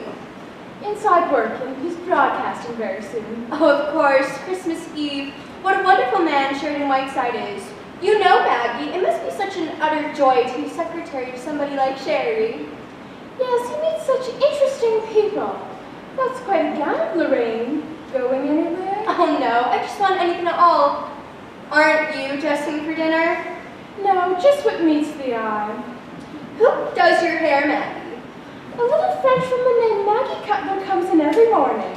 You know, Maggie, every time I see you, I think your hair could be so lovely. I always want to get my hands on it. I've always wanted to get mine on yours, Lorraine. What, dear? By the way, what time does Beverly get here? I'm not over anxious to meet her. She's been and gone, Lorraine. Really, well, I'm very glad. Oh, of course, you're good friends, aren't you? You and Beverly? Yes, we are. I think she's a wonderful person. Tell me, Lorraine, have you found a new play yet? Oh, no. There was a pile of manuscripts waiting for me in New York. I just rushed out here to see Sherry. Yes, it was wonderful of you, Lorraine, the way you dropped everything that way and rushed to Sherry's wheelchair. Well, after all, Maggie, what else has one in this world besides friends? That's what I always say. Is everything okay? Yes, thank you. How long will you be in there for? Not long. Did you know Mr. Jefferson has written quite a good play? The young man that drove you to the hotel? No, I didn't. Isn't that interesting? Yes, isn't it? They put a polish on my nails I simply loathe. I don't suppose Elizabeth Arden has a branch in this town? Not if she has any sense. Oh, well, I'll just bear it, but it does depress me. Have you read this, Maggie? Everybody is reading it on the boats. I hear you simply can't put it down. I put it down. Right there.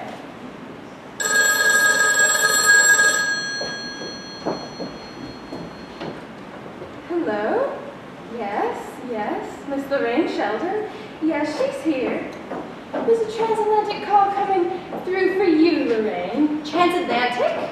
For me? Here? Why, what in the world? It's London. London? Hello? Cedric, is that you? Why, you darling, how'd you know I was here? Why, what a surprise. What? Darling, don't talk so fast, you won't stutter so. Yes, I can hear, yes, very clearly. It's as though you're just around the corner. What? Darling, would you wait just one moment? Maggie, it's Lord Bottomley, a very personal call. Would you mind? Oh, not at all. Yes, now tell me. Oh, darling, don't stutter. Don't be nervous. Yes, 1,000 times yes. Oh, darling, you don't know how I've prayed for this every night on the boat. Oh, why, you made me the happiest girl in the world. Yes, and I'll be thinking of you every moment. I'll take the next boat out of here and meet you in England. Oh, yes, and I love you. Goodbye, darling. Goodbye. Ah, Sherry! You'll never guess what just happened. Cedric's just called from London. He's asked me to marry him. What? Sherry, think of it, at last. I've got to get out of here right away. When's the next boat, do you know? May I come in? Maggie, you have to help me get out of here right away. When's the next boat? Is there a newspaper here? The Queen Mary sails Friday. What's happened? Why, Maggie, the most wonderful thing in the world's just happened. Cedric's called from London. He's asked me to marry him. Really? Well, what do you know? Oh, isn't it wonderful? I'm so excited I can hardly think. Maggie, you must help me get out of here right away. I'd be delighted to, Lorraine. Oh, thank you. Will you look things up right away? Yes, I'll have the timetable right here. And don't worry, because if there's no train, I'll drive you to Cleveland and you can catch the plane from there. Oh, Maggie, you're wonderful. What's the matter with you, Sherry? You haven't said a word. You haven't even congratulated me. Let me understand this, Lorraine. Am I to gather from your girlish squeals that you're about to throw your career into the ash can? Oh, no, of course not be able to play this season, but there'll be other seasons, Sherry. I see, and everything goes into the ash can, is that true? But Sherry, you couldn't expect me to just... Well, I also now understand why Cornell remains the finest actress of our theater. This is wonderful. We're in luck, Lorraine. There's a plane out of Cleveland at 10:03. Takes about an hour to get there. Why, it all works out wonderfully, doesn't it, Sherry? Peachy. Maggie, what's the name of the hotel I'm at? I've got to get my maid started packing immediately. Massalia 32. Massalia 32. Let's see. I sail for England Friday night, 5-day boat. So I should arrive in England Wednesday night? Oh, yes, hello. This is Miss Lorraine Sheldon. Connect me with my maid, will you? Oh, look, Sherry, it's starting to snow. Isn't that wonderful, Sherry? Why, I never felt more like Christmas in my whole life. Don't you, Sherry, dear? Shut your nasty little face. Cosette, now listen carefully, Cosette. We're leaving here tonight by plane and sailing Friday on the Queen Mary.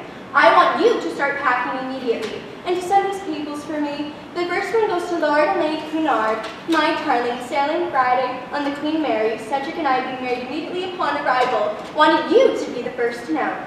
Now send the exact same message to Lady Astor, Lord Beaverbrook, and my mother in Kansas City. Got all that? Yes, that's fine. And you have to hurry, my dear. I'll be at the hotel in about half an hour, so be ready. Goodbye. Thank goodness for Cosette. She's the world's most wonderful maid. I'd die without her. Well, life really is just full of surprises, isn't it? Who'd have thought in an hour ago I'd be on my way to London? An hour ago? No, I certainly wouldn't have thought it an hour ago. Great God, will this female drooling ever stop? My head is bursting. Oh, Sherry, can I get you something? Look, Sherry, I'm sorry if I've offended you, but after all, my life is my own. It's snowing. We're gonna have a real old-fashioned Christmas this year. Why don't you telephone your scoop to the New York Times? Bert, Miss Sheldon has to catch a plane tonight from Cleveland. Can we drive her over, you and I? Oh, why, certainly. No bad news, I hope. On the contrary, very good news, wonderful news. Yes, very good news indeed. Calls for a drink, I think. You're not being a very good host, Sherry. How about a bottle of champagne? Oh, I could do better than that. How about a Jefferson special, Mr. Whiteside? Yes, mix anything, only stop this female drooling. Maggie, has anybody admired my Christmas present yet? Oh dear, I forgot. Look, everybody, from Mr. Jefferson to me. Oh, why, it's chiming in. Look, it's inscribed. To Maggie, long may she wait Bert. It's a charming Christmas present. Isn't that sweet, Sherry? Ducky. I told you it was beautiful, Bert, see? Shows you can get if you save your coupons. Well, what's going on between you two anyhow? Maggie, are you hiding something from us? Great God, will this dribble never stop? My head is bursting, I tell you. A Jefferson special will cure anything. Oh, by the way, Mr. Whiteside, I happened to get my 2-minute interview with Beverly Carlton at the train station. You were right. She's quite something. Go ahead, Bert, mix the drinks. On the fire. I was lucky he didn't get a few minutes. She was in the telephone booth most of the time. Bert, mix those drinks, will you? Okay. I couldn't hear what she was saying, though, but by the faces she was making, it looked like a scene from one of her plays. Bert, for goodness sake. Just a moment, Jefferson. You mean to tell me Miss Carleton was in the telephone booth at the station? Certainly was. Thought she'd never come out. Kept talking and making the most damned faces for about 5 minutes. Bert, my boy, I shall love the Jefferson special. Make mine a double, will you? My headache has gone with the wind. Okay. Phil Vance is now at work.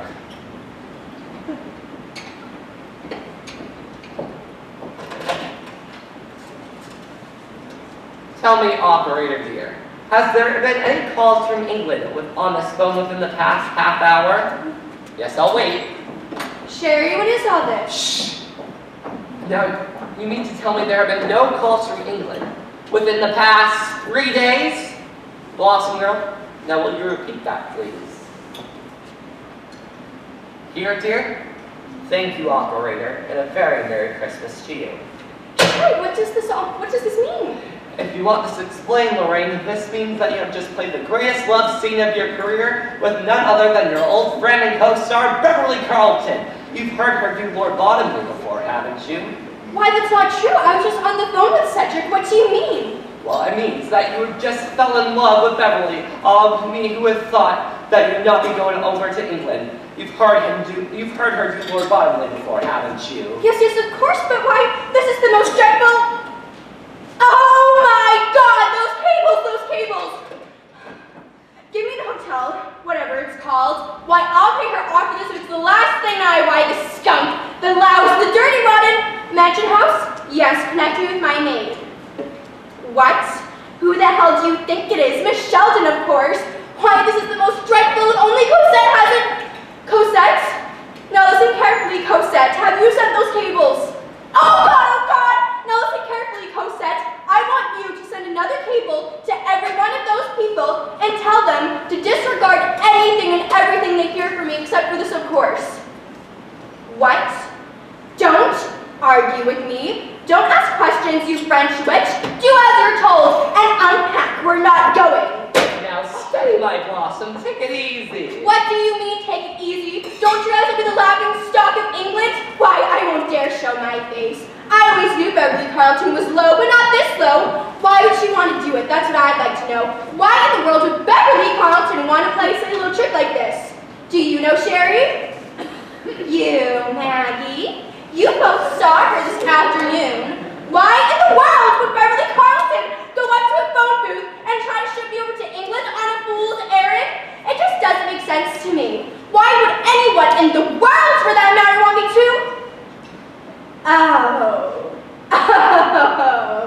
Yes. It makes perfect sense, doesn't it? Why, oh, it makes perfect sense.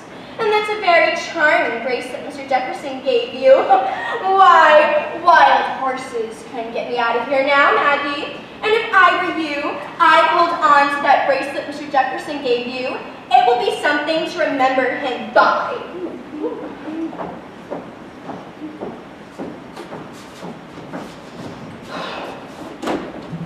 All right, Miss Whiteside. Almost time. Hook her up now. Start testing. Here's your new copy, Mr. Whiteside. How much time? Oh, just about a couple of minutes. 1, 2, 3, 4. 1, 2, 3, 4. How are we coming in, New York? ABCD, ABCD. Mary had a little lamb. Mary had a little lamb.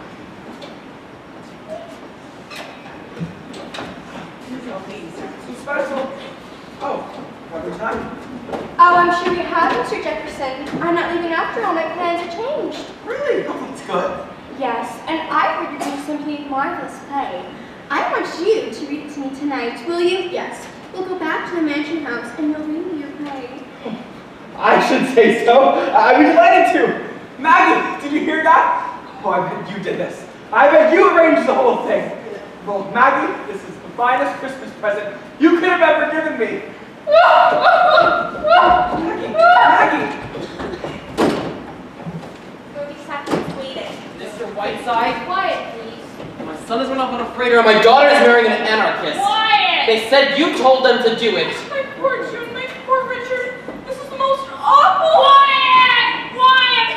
Can't you see? We are going on the air! I see you're so busy. Do not tell me to be quiet. Quiet! Quiet, for God's sake! Just go away!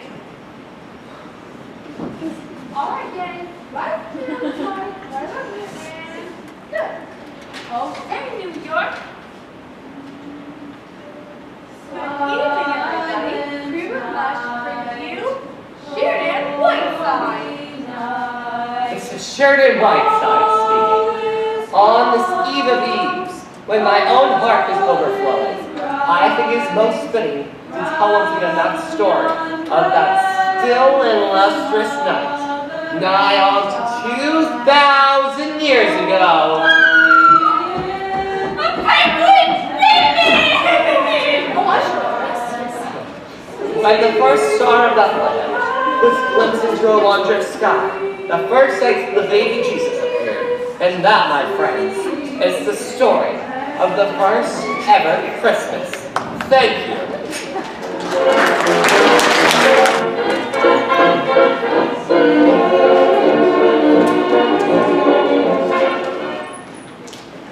Miss Preen! Miss Preen! Yes, sir? Where do you disappear to all the time, my lady Nausea? Mr. Whiteside, I can only be one place at a time. Why, that's very fortunate for this community. Good evening, Mr. Whiteside. Merry Christmas. Merry Christmas, John. Tell me, has Miss Cutler come down yet? No, sir, not yet. Is she in her room, do you know? Yes, sir, she is. Shall I call for her? No, that's all, John. Yes, sir. I'm taking the 1 o'clock train, Sherry. I'm leaving. You're doing nothing of the kind. Here are your keys, your driver's license. I'll go in here now and clear things up. Now, just a moment, Miss Simmons. Where were you until 3 o'clock this morning? I sat up half the night in the station wagon, worrying about where you are. You heard me calling for you when you came in. Why didn't you answer me? Look, Sherry, it's over, and you've won. I don't want to talk about it. Oh, come, Maggie. Sometimes you can be very annoying. You know, you're quite wonderful, Sherry, in a way. You're annoyed. I wish there was a laugh left in me. Shall I tell you something, Sherry? I think you are a selfish, petty egomaniac who would see his mother burned at the stake if that was the only way he could light his cigarette. I think you would sacrifice your best friend without a moment's hesitation if they disturbed the self-centered, paltry little life that you lead. I think you are incapable of any human emotion that goes higher up than your stomach. And I was the fool of the world for ever thinking that I could trust you. Well, as long as I live, I will never do anyone a good turn again. I won't ask you to apologize, Maggie, because in 6 months from now, you will be thanking me instead of berating me. In 6 months, Sherry, I expect to be so far away from you. Hello. Merry Christmas, everybody. Merry Christmas. Hi, Maggie. Hi, Mr. Whiteside. Shake hands with the successful playwright. Maggie, where'd you go last night? I read Miss Sheldon the play and she thinks it's wonderful. Isn't that wonderful? Yes, that's fine, Rouge. Isn't that wonderful, Mr. Whiteside? Now look, Bert, I suggest you go home, don't you? What? No! Biggest day of my life. I know I'm a little drunk, but I can explain everything. We were in Billy's Tavern all evening and didn't even know it was daylight until it was daylight. Anyway, Shannon.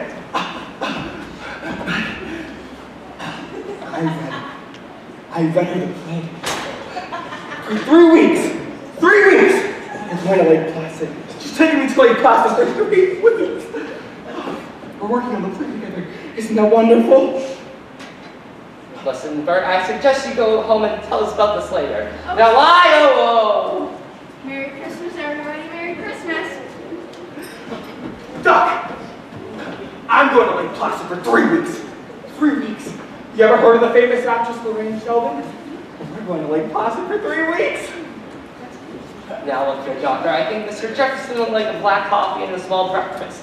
Would you take care for me, please? Of course, of course. Doc, I'm going to buy you breakfast. biggest breakfast you ever had. Yes. You know what? Let's climb down some chimneys. I've got a friend who doesn't believe in Santa Claus. You know, let's climb down his chimney and frighten the hell out of him. Now listen to me, Maggie. I am willing to forgive your tawdry outbursts and talk about this calmly.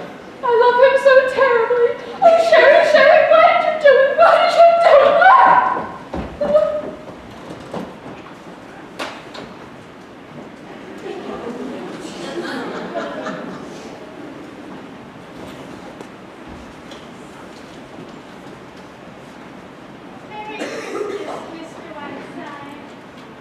Merry Christmas, Miss Stanley. Merry Christmas. I'm afraid I shouldn't be so talking to you, Mr. Whiteside. My brother's terribly angry. I just couldn't resist asking. Did you like my Christmas present? I'm very sorry, Miss Stanley. I haven't opened it. I haven't opened any of my Christmas presents yet. Oh dear. I was so anxious to. It's right over here, Mr. Whiteside.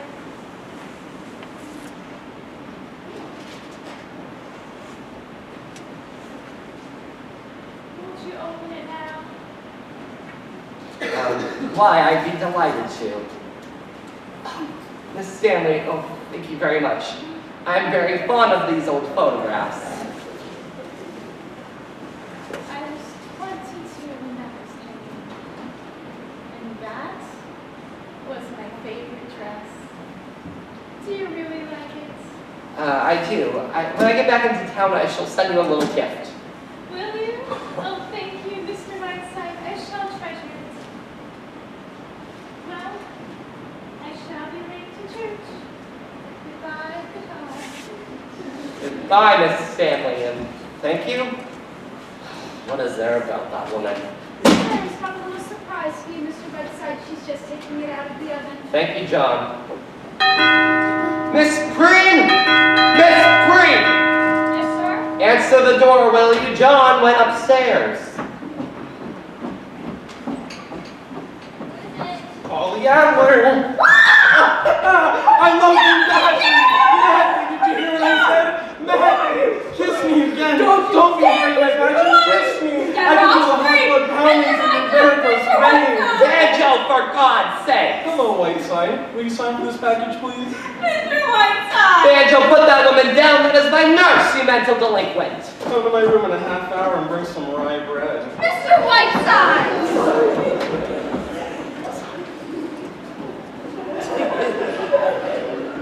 Whiteside, I'm here to spend Christmas with you. Get away from me, you reform school fugitive. How'd you get here anyway? Daryl's aimed at blowing me his reindeer.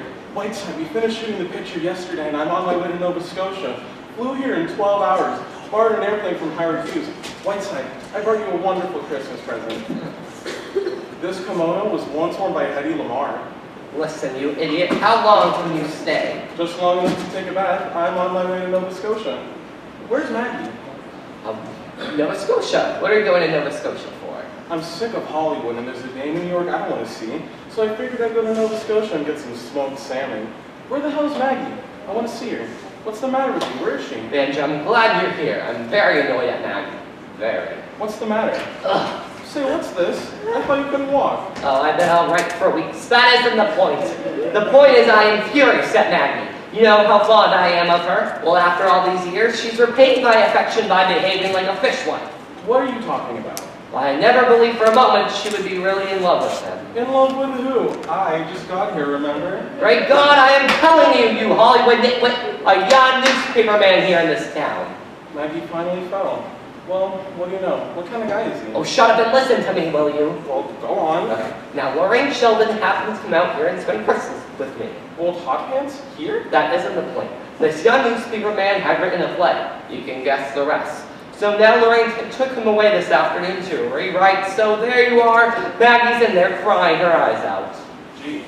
Say, wait a minute. What do you mean Lorraine Sheldon happened to come out here? I smell a rat, Sherry. A rat with a robe. Well, all right, but I thought it was the right thing for her. Oh, sure. You haven't thought of yourself in years. Gee, poor kid.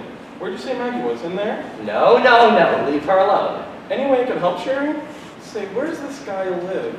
This guy that she likes, can we get a hold of him? Now, Banjo, we don't want any phony warrants or you pretending to be J. Edgar Hoover. I've been through that with you before. I got Lorraine out here, and I've got to get her away. It's gotta be good, Sherry. Lorraine's no dough. Now, there must be something that'll get Lorraine out of here like a bat out of hell. Say, I think I've got it. That fellow she's so crazy about over in England. What's his name again? Or Fanny or whatever? Bottomley, that's it, Bottomley. No, Banjo, no. Wait a minute. You don't catch on. We sent Lorraine a cablegram from Lord Bottomley. I catch on. Lorraine caught on too. It's been tried. Oh, I told you she was no dope. Well, you've got a tough proposition on your hands. The trouble is there's just so damned little time. Get out of my chair! Come on. Now, Lorraine is taking him away this afternoon. Oh, damn. I've done this job too well. Hell and damnation. Stuck, huh? In the words of our greatest lyric poet, you said it. Yeah. Gee, I'm hungry. We'll think of something, Sherry. You watch. We'll get Lorraine out of here if I have to do it one piece at a time. Merry Christmas, Mr. Whiteside. Excuse me, I got something. But Mr. Whiteside, that was for you. Never mind, Sarah. He's quite mad. Come, Petrushka, we shall dance. We shall dance in the snow. Mr. Whiteside, Mr. Whiteside! Never mind, Sarah. Just give him some breakfast. He is harmless.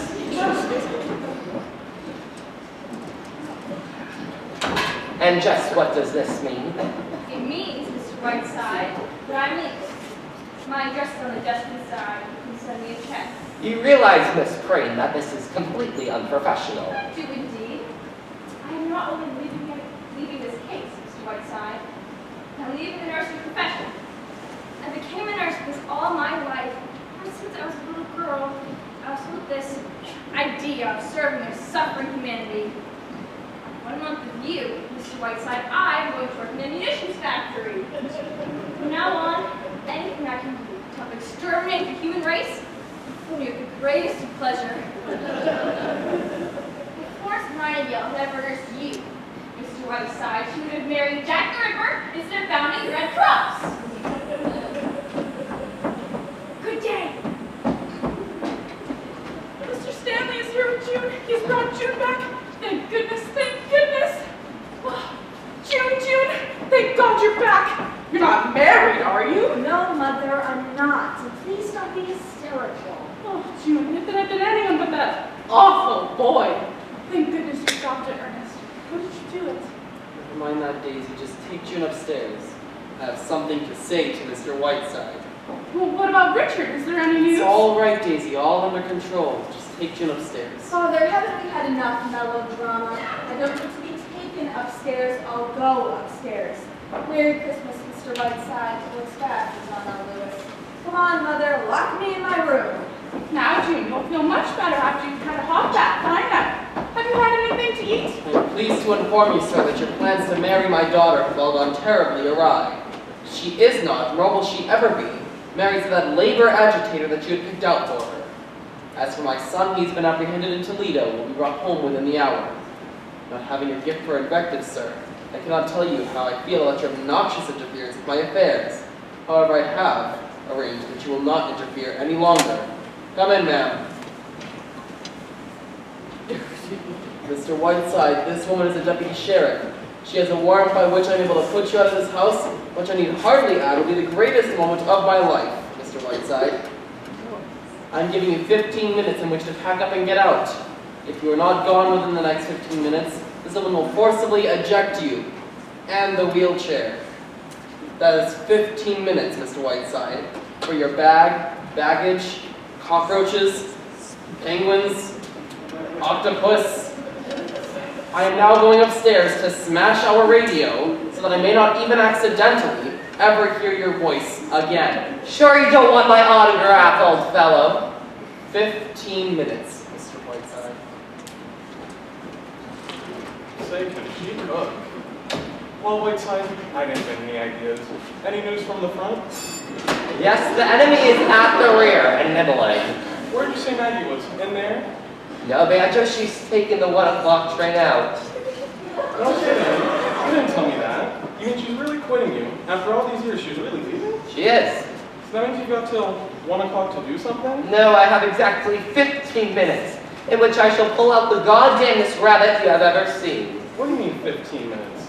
In 15 minutes, baby's rosy little body is being tossed out into the snow. My host has sworn out a warrant. I am being kicked out. What? I've never heard of such a thing. What would you do a thing like that for? Never mind, never mind. The point is the master is growing a little desperate. What about laying your cards on the table with Lorraine? Well, now, Banjo, you know Dream Girl as well as I do. What do you think? You're right. All right, now, Banjo, would you go and talk to Maggie, please? I've got to think. Say, if I knew where Lorraine was, I could get a car and run her over with it. It wouldn't hurt her that much. Please, Banjo, I have got to think. Pardon me, miss. Is this the YMCA? No, you idiot! Hi, Mr. Whiteside. Hi. I didn't get very far. Do you have any suggestions? I'm very sorry, Richard. I wish I were in a position where I You're not in position. Thank you, officer. Here's a little something for your troubles. Thank you, sir. Good day. Will you go upstairs, please, Richard?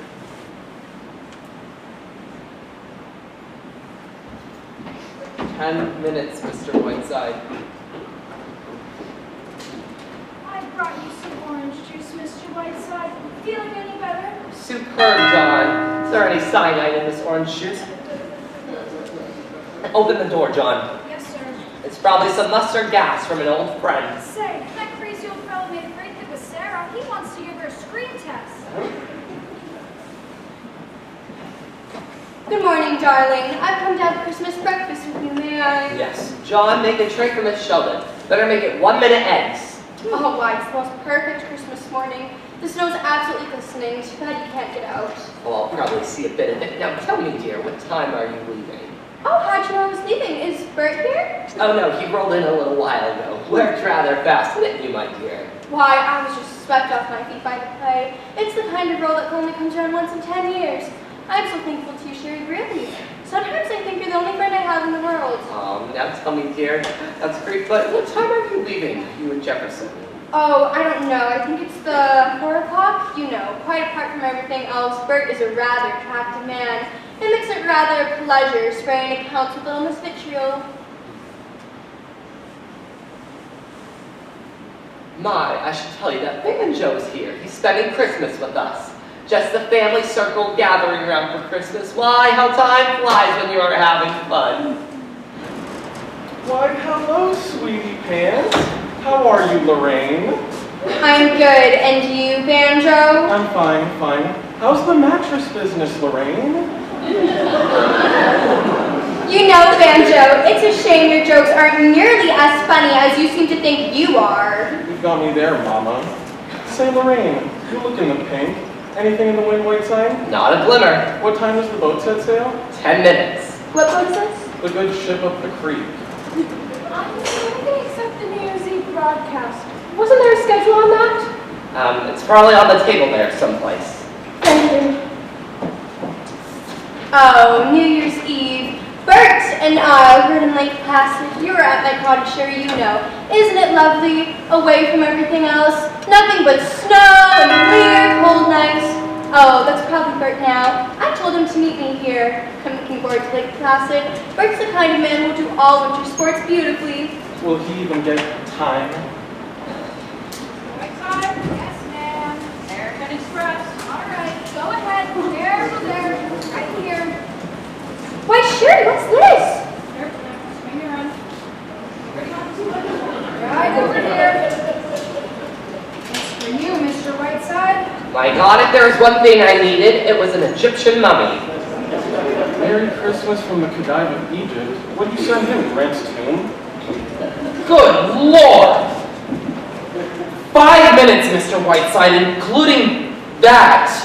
Why, what was all that about? Who's that man? Oh, he just announces the time every few minutes. I pay him a tidy sum. But what in the world's for, Sherry? I lost my watch. Oh, excuse me. Oh, great God. I'll wait in here again. I've heard a new chapel on the left kidney. Is that the plumber again, Sherry? Oh dear, I wonder where Bert is. Who said this to you, Sherry? The Khedive of Egypt? I must go to Egypt someday. I really must. I know I'd love it. Shall I tell you something? The first time I went to Pompeii, I cried all night. All those people, all those about that, Chiaie? Here's a woman once like myself, a woman who once lived full of the same passions, fears, jealousies, and hates, nor means but now this, and nothing more. A span of 4,000 years, a mere atom in the eternity of time, and here am I, another woman living out her life. Oh, I want to cry. Oh, I mustn't talk this way. It's Christmas, it's Christmas. Tell me, Lorraine, have you ever played St. Joan? Why no, Chiaie, what makes you ask? As you sit in that case, there is an absolute halo about you. Oh, how sweet. You're joshing me, aren't you? No, what I would like very much is a memory of you in that case. Step into it again, dear. Why, I don't remember exactly it was I did, but oh, I feel too silly. Now, dear. As you sit in that case, you approach the epitome of your art. You asked me a little while ago what I want as a Christmas present. My dear, all I want is a memory of you in that case. Oh my, how sweet. Just thou art, and just enough. Eureka! Good service for you. Will she be all right in there? Sure, she can breathe easy. I'll let her out as soon as we get to Nova Scotia. What are we going to do with this now? That's the next step. Never mind. That's the next step, Banjo. This is everything, Sheridan. I'm leaving 3 carbons. Is there anything out there? What's in this basket? Nothing. Just throw everything away. Should I find these letters? Do you Yep. want this picture? Yes. Yes, I would like that picture. Thank you.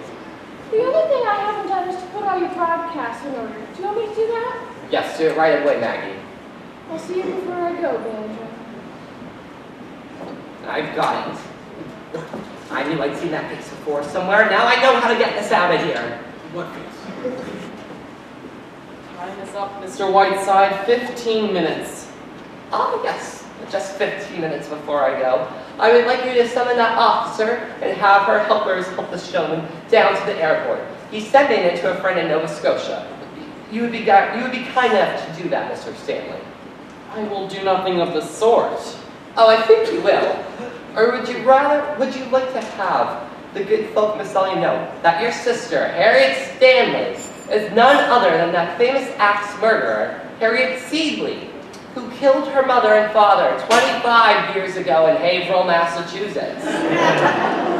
Really, Mr. Stanley, this is very easy. Or would you rather have the good folk Maselli sing that once famous jingle at your doorstep? Harriet Seedley took an axe and gave her mother 40 whacks, and when the job was nearly done, she gave her father 41. Remember, Mr. Stanley, I am too giving up something. It would make one hell of a broadcast. Well, Mr. Whiteside, you are the damnedest man I've ever met. You're a little late in finding that out. Officer, gentlemen, would you help this friend, please? Whiteside, you're a great man. Thank you. Handle it carefully. Mr. Stanley would like you to help this gentleman down to the airport. Right, Mr. Stanley? Yes. Yes. Now, Banjo, my dear, I shall write a book about you. Don't bother. I can't read. Goodbye, Maggie. Love conquers all. Don't drop that case, boys. It contains an antique. Chiaie, was that? Yes, it was. But just before I go, Maggie, here is a little gift. Chiaie, you reprobate? Now, give me my hat and my coat, please. I am leaving for New York. You're leaving, Chiaie? Don't argue, rat girl. Do as you're told. Yes, Mr. Whiteside. I wanted to apologize, Mr. Whiteside. Say! Just so you know, Jefferson, Miss Sheldon has gone off on a world cruise. I'm sending your play to Cape Cornell. Miss Cutler will explain everything. Maggie. Thank you, my dear. Chiaie, you're wonderful. Oh, hello, Doctor. Are you very busy? Yes, but if you happen to come to New York, try and find me. Maggie, I love you very much. Goodbye, Chiaie. Goodbye. Jefferson, you'll never know the trouble you have caused me. Goodbye, Mr. Whiteside. Goodbye. Goodbye, Mr. Stanley. Just so you know, I hope your daughter gets to marry her young Romeo, and that your son has been able to follow his own path. Or else, Merry Christmas! What is all this? I didn't even know we could walk even. It's all right, Bert. You're too young to know. Just don't ask questions. Ernest, Richard's being very difficult. You'll have to talk to him.